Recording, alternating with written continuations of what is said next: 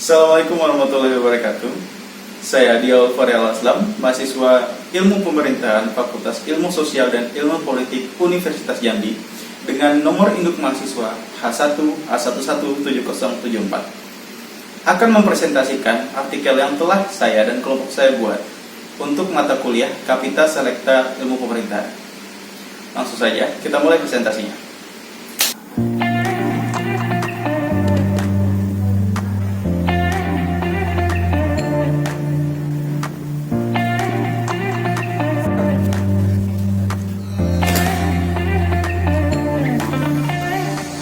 Artikel ini disusun oleh saya, Dial Farel Aslam, dan juga Muhammad Revandri beserta Ayu Nitasari.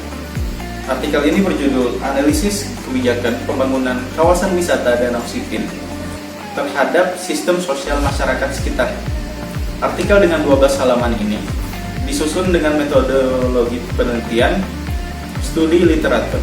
Studi literatur adalah metode penelitian yang menggunakan jurnal, buku, maupun portal berita online sebagai bahan rujukan atau referensinya. Jurnal, buku, dan berita yang digunakan ialah yang berkaitan dengan sustainable development, berkaitan dengan Danau Sipin, dan juga berkaitan dengan sistem sosial masyarakat. Hasil dari berbagai literatur ini yang kemudian digunakan untuk mengidentifikasi sustainable development dalam kebijakan pembangunan objek wisata Danau Sipin terhadap sistem sosial masyarakat. Kita masuk ke bagian pertama, yaitu permasalahan atau hal yang melatar belakangi dari pembuatan artikel ini. Pariwisata. Pariwisata merupakan salah satu dari sekian banyak sektor yang berpengaruh terhadap kelangsungan pemerintahan daerah. Kenapa begitu? Karena sektor pariwisata dapat menghasilkan pemasukan melalui retribusi maupun pajak yang kemudian menguntungkan untuk pemerintahan daerah. Nah, berbicara tentang pemerintah daerah, salah satu pemerintahan daerah yaitu pemerintah Kota Jambi sedang gencar-gencarnya dalam meningkatkan sektor pariwisatanya. Hal inilah yang melahirkan objek wisata terbaru, yaitu objek wisata Danau Sipin. Objek wisata Danau Sipin ini merupakan objek wisata yang dibuat dengan cara memugar Danau Sipin yang sebelumnya belum diperhatikan atau tidak diperhatikan oleh masyarakat maupun pemerintah. Hal ini dilakukan, pemugaran ini dilakukan untuk meningkatkan sektor pariwisata Kota Jambi, mengingat sektor atau industri pariwisata saat ini sangat berkembang dengan pesat, baik di skala nasional maupun di skala internasional. Namun, mengingat bahwa objek wisata Danau Sipin ini masih merupakan objek wisata yang baru ataupun masih baru, terdapat kemungkinan adanya hambatan maupun rintangan yang dapat berpengaruh terhadap keberlanjutan atau sustainability dari pembangunan objek wisata Danau Sipin tersebut. Hal ini dibuktikan dengan adanya penolakan terhadap pemugaran Danau Sipin ini. Pemugaran ini ditakutkan oleh masyarakat sekitar dapat menghilangkan keramba-keramba yang sebelumnya digunakan untuk mata pencaharian masyarakat sekitar dan merupakan budaya yang ada di masyarakat sekitar Danau Sipin tersebut. Hal ini menarik karena salah satu variabel dari sustainable development adalah psychological needs. Psychological needs ini dimaksudkan bahwa harus terpenuhnya kebutuhan dari masyarakat sekitar terhadap adanya pembangunan objek wisata Danau Sipin tersebut. Nah, mengingat sistem sosial masyarakat sekitar, yaitu keramba-keramba yang ada di Danau Sipin, ini menandakan dengan adanya pemugaran Danau Sipin, tentu saja dapat mempengaruhi sistem sosial yang sudah ada di lingkungan sekitar danau sipin tersebut. Maka dari itu, dengan adanya pemugaran Danau Sipin ini tentu saja dapat menghilangkan sistem sosial yang sudah ada di lingkungan sekitar Danau Sipin tersebut. Hal ini mempengaruhi juga psychological needs dari masyarakat yang tinggal di sekitar Danau Sipin, yang tentu saja berpengaruh terhadap sustainability dari pembangunan kawasan objek wisata Danau Sipin ini. Hal inilah yang merupakan permasalahan atau yang melatar belakangi dari pembuatan artikel ini. Baiklah, kita masuk ke bagian selanjutnya, yaitu landasan teori. Teori yang kami gunakan dalam pembuatan artikel ini yaitu teori sustainable development atau pembangunan berkelanjutan oleh Hartmut Bossel.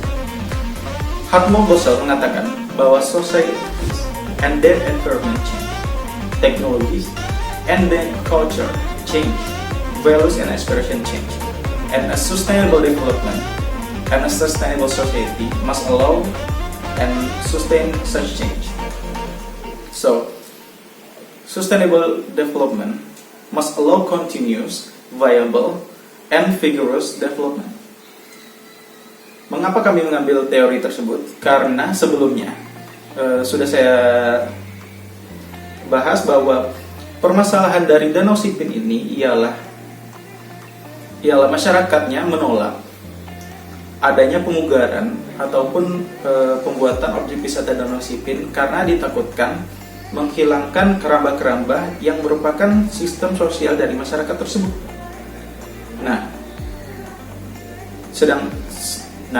Teori dari Hartmut Bossel sendiri mengatakan bahwa sustainable society harus allow atau mengizinkan dan mempertahankan perubahan tersebut, atau yang dimaksudkan yaitu perubahan dari sistem sosial tersebut. Maka dari itu kami menggunakan teori pembangunan berkelanjutan menurut Hartmut Bossel ini, karena terdapat relasi antara cultural change atau perubahan budaya dengan permasalahan keramba-keramba yang merupakan budaya dan sistem sosial yang ada di masyarakat sekitar Danau Sipin tersebut. Nah, berbicara mengenai teori Hartmut Bossel ini, terdapat tujuh variabel yang mengisi dari teori tersebut. Yang pertama, existence, di mana sistem harus kompatibel dan mampu mengisi segala kebutuhan yang dibutuhkan oleh sistem tersebut.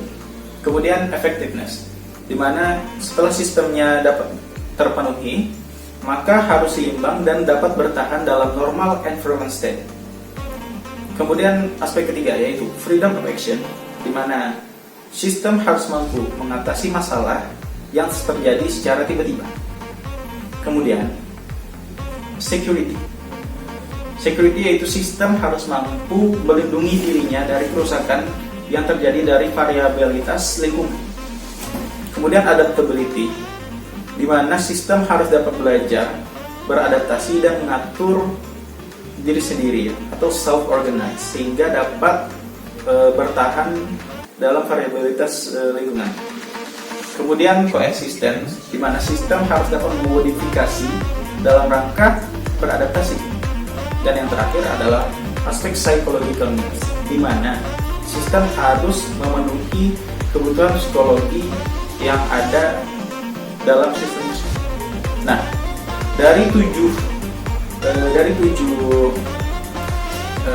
aspek atau variabel yang ada dari sustainable development, diambil 3 aspek, yaitu yang pertama effectiveness.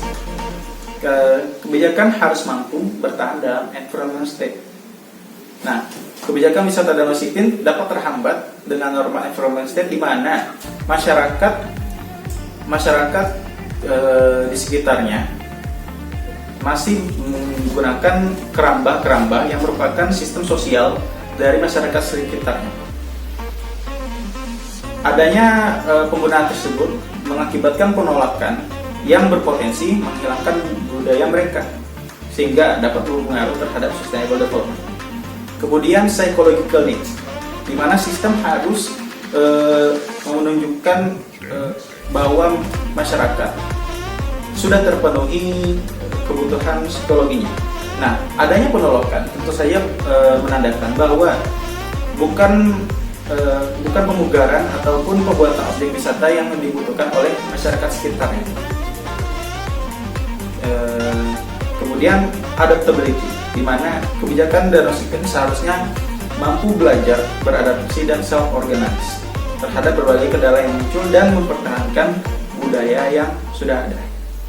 Nah, itulah relasi dari masalah dan teori yang kami gunakan serta urgensi dari teori yang kami gunakan. Nah, dari teori yang sudah saya jelaskan tersebut, maka fokus penelitian kami ialah sustainable development, effectiveness, psychological needs, adaptability, kemudian objek wisata Danau Sipin, dan juga sistem sosial yang ada di masyarakat Danau Sipin. Konsep pembangunan berkelanjutan bertujuan untuk meningkatkan kesejahteraan masyarakat, untuk memenuhi kebutuhan dan aspirasi manusia. Pembangunan yang berkelanjutan pada hakikatnya ditujukan untuk mencari pemerataan pembangunan antara generasi mendatang dan generasi saat ini. Kesejahteraan yang diharapkan tentu saja harus sejalan dengan sistem sosial yang sudah ada pada masyarakat, agar masyarakat dapat mendukung dan menaatinya, sehingga tujuan pemerintah dapat tercapai. Namun, apabila tujuan pemerintah dan kesejahteraan yang didapat tidak sesuai dengan sistem sosial yang ada, maka tentu saja hal itu dapat membahayakan pembangunan yang ada. Danau Sipin merupakan program inovasi yang berarti ada kemungkinan untuk merubah dan menghilangkan budaya yang sudah ada. Hal ini dibuktikan dengan adanya penolakan warga mengenai pembebasan atau pemugaran keramba-keramba dan tangkul yang masih aktif di kawasan Danau Sipin. Rencana tersebut tidak mendapat dari warga, seperti yang dikatakan oleh Raden Husin, Ketua RT 32 Kelurahan Legok, Kecamatan Danau Sipin, dalam menyampaikan keberatannya. Penolakan yang didasari oleh kemungkinan hilangnya sistem sosial tentu dapat berpengaruh oleh keberlanjutan pembangunan. Penggunaan keramba di sekitar Danau Sipin dapat merugikan pemerintah, di mana fungsi estetika yang ada dari Danau Sipin dapat hilang jika masih ada keramba-keramba tersebut. Sebaliknya, jika keramba dihilangkan, maka sistem sosial yang ada di masyarakat akan hilang, serta mata pencaharian masyarakat dapat dirugikan, sehingga masyarakat yang tinggal di sekitar Danau Sipin akan merasa dirugikan. Jika hal ini dibiarkan, tentu saja akan mengganggu pembangunan dan keberlanjutan Danau Sipin. Dalam penelitian yang berjudul Peran Preferensi Bermediasi Pengaruh Revitalisasi Produk Wisata terhadap keputusan berkunjung objek wisata Danau Sipin Jambi, diperoleh data dan tanggapan mengenai preferensi pengunjung. Data yang ditemukan bahwa secara parsial preferensi masyarakat terhadap objek wisata Danau Sipin menyangkut kenyamanan, lokasi, pelayanan yang diberikan, kemudahan aksesibilitas, kelengkapan fasilitas, dan suasana menarik dan daya tarik wisata yang baik. Dari data tersebut dapat diperoleh bahwa dalam keberlangsungan objek wisata Danau Sipin, daya tarik wisata atau estetika harus dicapai, yang artinya keramba-keramba tersebut harus mengalami perubahan. Jika aspek effectiveness dan psychological needs bermasalah, di mana kebijakan pembangunan Danau Sipin tidak bisa berlanjut jika masih ada keramba, maka hal apa yang harus dilakukan dalam mengatasi ketidaksinambungan dua aspek tersebut? Maka yang diberlakukan adalah aspek ketiga yaitu adaptability, di mana sistem harus mampu bertahan dan beradaptasi dalam mengatasi masalah yang ada. Masalahnya saat ini ialah ketidaksambungan dua aspek tersebut, di mana aspek effectiveness tidak bisa bertahan jika psychological needs masih ada. Nah, untuk mempertahankan effectiveness dan psychological needs, tentu kedua aspek tidak boleh dihilangkan satu sama lain. Bagaimana caranya? Tentu saja dengan cara inovasi. Inovasi yang dilakukan di salah satu aspek, sehingga aspek yang lain mampu tetap bertahan. Kesimpulan dari penelitian ini yaitu dalam keberlangsungan pembangunan harus memperhatikan teori sustainable development dari Hub Bosel, di mana terdapat 7 variabel yang 3 diantaranya berpengaruh terhadap keberlangsungan pembangunan objek wisata Danau Sipin Kota Jambi. 3 aspek tersebut yaitu effectiveness, psychological needs, dan juga adaptability. Dalam perjalanannya, 2 aspek yaitu effectiveness dan psychological needs ini tidak dapat terhubung satu sama lain yang mengakibatkan masalah. Maka dari itu harus diterapkan aspek ketiga yaitu adaptability, di mana sistem berusaha beradaptasi dalam menyelesaikan masalahnya. Caranya yaitu dengan mengadakan inovasi di salah satu aspek, yaitu di aspek psychological needs, sehingga menghasilkan rekomendasi dari kami yaitu perlu adanya inovasi di sektor di aspek psychological needs, di mana kerambah-kerambah yang ada di masyarakat harus dirombak ataupun diberikan inovasi sehingga ada hasil estetika dan daya tarik tersendiri yang berimbas kepada effectiveness, sehingga effectiveness dapat diuntungkan dengan adanya kerambah-kerambah tersebut. Maka dari itu harus diadakannya inovasi.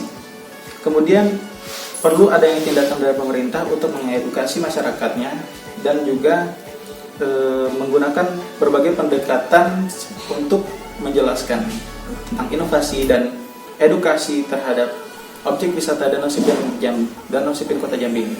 Dengan adanya edukasi dan inovasi ini, maka akan ada dukungan sepenuhnya dari masyarakat terhadap pemerintah Kota Jambi yang menghasilkan sustainable development terhadap kawasan objek wisata Danau Sipin Jambi.